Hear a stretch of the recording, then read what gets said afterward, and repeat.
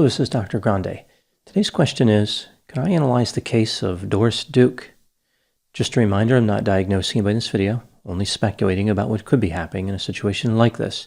If you enjoyed this video, please like it, subscribe to my channel, and consider supporting me on Patreon. I will put the link to Patreon in the description for this video. First, I'll look at the background of this case, move to the timeline of the incident, then offer my analysis. Doris Duke was born in New York City on November 22, 1912. Her father was an extremely wealthy businessman who had been involved in both tobacco and hydroelectric power. He died in 1925 and left the majority of his estate to Doris Duke and her mother. The estate was valued somewhere between $60 and $100 million. In today's money, that would be about $900 million to $1.5 billion. Doris Duke grew up on a 2,700-acre estate in Hillsborough Township, New Jersey. At age 13, she sued her mother for control of her inheritance and was successful. At the age of 18, Doris was presented as a debutante at a ball at her family's mansion in Newport, Rhode Island, which is referred to as Rough Point. She would get married about 6 years later, in 1935, to an American diplomat. They divorced in 1943. In 1947, Doris married a diplomat from the Dominican Republic. They divorced 4 years later. Doris engaged in quite a bit of infidelity. Her affair partners included George Patton and Errol Flynn. Moving to the timeline of the incident, a man named Eduardo Tirella worked for Doris as an artistic curator and designer. He went by the name Eddie. Eddie and his lover, Edmund Cara, had a lot of friends in Hollywood, like Sharon Tate, Richard Burton, and James Coburn. In 1966, Eddie decided to leave his employment with Doris Duke to become a production designer in Hollywood.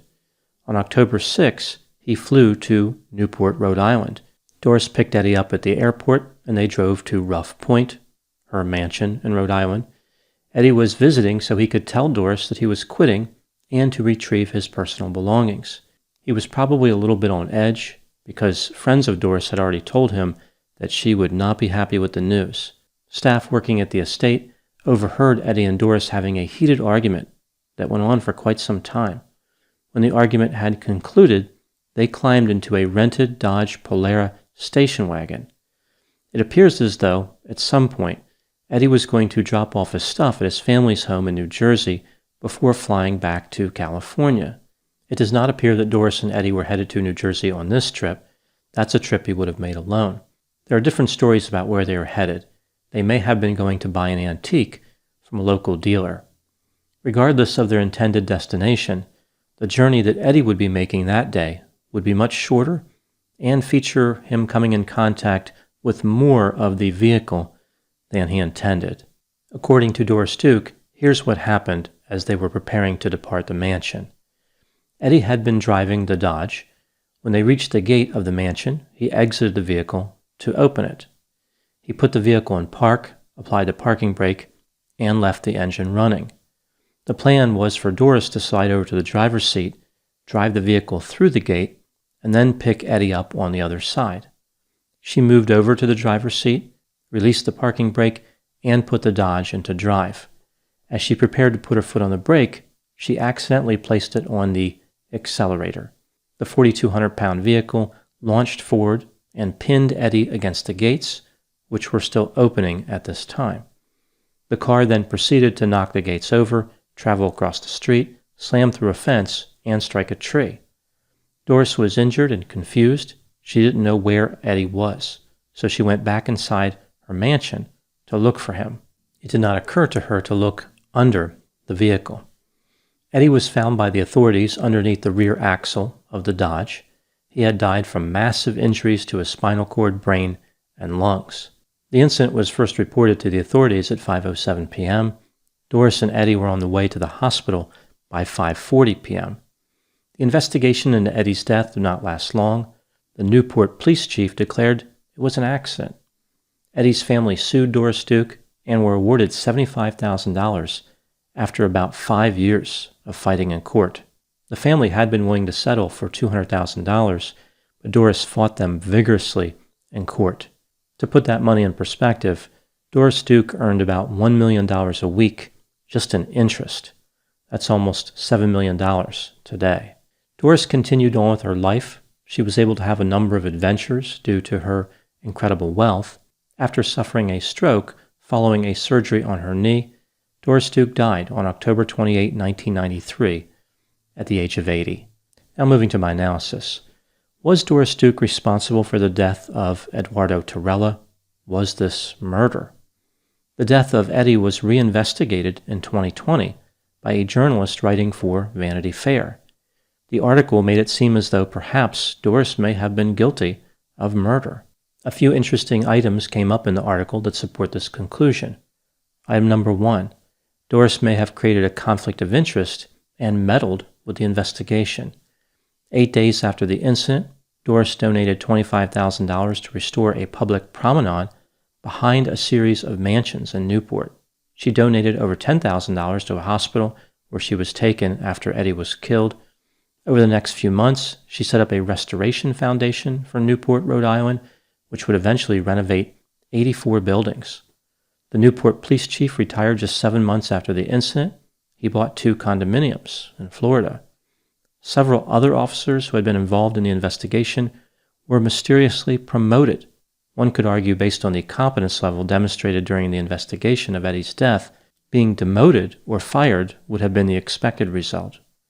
All the documents from the police investigation into the incident went missing from the Newport Police Department. This was reported in 1990. On the evening of the incident, there was a physician at the hospital who was responsible for determining the cause of Eddie's death.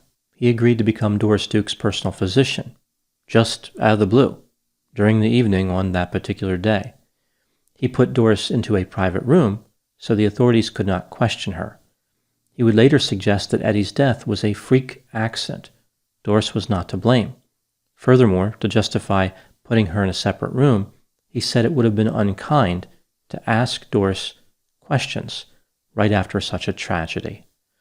Item number 2, Doris had a long history of conflict and desired to control people. She was described as incredibly vindictive. During her life, Doris would be involved in more than 40 lawsuits. Before her father died, he told her to trust no one. Apparently, she took this advice. She hired former FBI agents to intimidate lovers and friends. She threatened former employees. She had become distraught in the past over concerns that one of her lovers was going to leave her. He was a jazz musician named Joseph Castro. Doris became depressed and started using alcohol and barbiturates. She attacked Joseph with a knife during an argument, cutting his arm. Item number 3, Doris's story about what happened on October 6, 1966, does not quite add up. There was a report prepared for a case involving the rental car company that owned the Dodge, which led to the discovery of 2 witnesses, a man and a woman who were at the scene of the incident. The woman remembers Doris running back into the mansion after the incident. She actually followed Doris into the mansion. The woman said that Doris told her she ran over Eddie. So it appears as though Doris did know that Eddie was under the vehicle. Doris made it seem as though she accidentally disengaged the parking brake. In the Dodge Polaris, the parking brake release is a lever located on the left side of the dashboard. There is no way she accidentally released the brake. Eddie's brother-in-law was at Rough Point right after the incident. He claimed to see gouges in the driveway 30 feet from the gate that were as wide as a tire and 1.5 to 2 inches deep, almost like Doris floored the Dodge and spun the tires. Eddie's autopsy indicated he did not sustain damage to his legs. The gate sustained damage at a height that was below the height of Eddie's waist. Eddie's blood and skin were found on the street, but not on the gate. So what really happened in this case? This is just my opinion. Eddie exited the Dodge to open the gate. Doris quickly moved over to the driver's seat, released the brake, and slammed on the accelerator. Because she was only a few feet away from Eddie, the vehicle didn't accelerate that much. Eddie simply rolled onto the hood without necessarily being severely injured. The car then slammed into the gate. The vehicle made contact with the gate, but Eddie did not. So even at this point, he was probably still mostly okay. As Doris drove into the street, she slammed on the brakes throwing Eddie off of the hood of the car onto the pavement. She then pushed the accelerator to the floor and ran over Eddie, broke through the fence, and hit the tree. With the car still on top of him, she exited the vehicle and went inside her mansion. In my opinion, it's fairly clear that Doris Duke murdered Eduardo Tirella, but of course there's no way to know for sure at this point. Doris was highly narcissistic. She had a sense of entitlement. She was condescending, arrogant, envious, manipulative, and grandiose. She believed that Eddie's skills at designing made her look better. It was all about her image. His decision to leave for Hollywood had the potential to lower Doris's perceived status. In addition, Doris always wanted to get her way. She knew that she would have a good chance of getting away with the murder because she was incredibly wealthy. Now, some people have argued, yes, Doris was wealthy and famous, but there's no way she could have bribed or otherwise convinced all these officials. It would take a lot of people in a conspiracy to cover up such a serious offense. Somebody would have to stand up for what is right. Doris didn't need to convince that many people. After one or two people important to the investigation were on board, they would help all the other people to adopt a certain opinion about the case, to play along. In a sense, she was able to create agents, people who actively helped her as opposed to simply looking the other way. Once people agreed to help her, they were trapped. They knew that Doris would sue them into oblivion if they ever betrayed her. And of course, they were on the hook for wrongdoing at that point. It was just easier to take the money and do what she wanted. After all, she was only asking for a botched investigation. The police regularly do this for no charge, so to get paid for it must have been a real bonus. Doris's incredible success at securing allies brings up this question. If Doris held this much power, why didn't she simply hire someone to kill Eddie? I think it's because she wanted Eddie to know that she was the one who killed him. It was vengeance. Vengeance is meaningless if the identity of the perpetrator is unknown.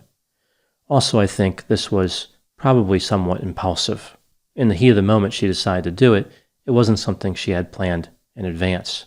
What's amazing about the story of Doris Duke is not only the fact that she may have gotten away with murder, but the fact that she's largely remembered as a larger-than-life positive figure. She was able to control every aspect of the incident that caused Eddie's death.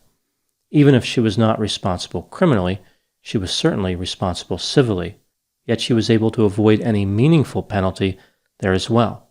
$75,000 is nothing to her. This case is a testament to the power of wealth, especially extreme wealth. Doris Duke had enough money to handsomely reward her allies and severely punish her enemies. For some reason, in the case of Eddie, she decided to take a more direct route. Doris Duke may have proved that the limits of what she could get away with were set as high as the limits of her wealth. Those are my thoughts on the case of Doris Duke. Please put any opinions and thoughts in the comment section. They always generate an interesting dialogue. As always, I hope you found my analysis of this topic to be informative. Thanks for watching.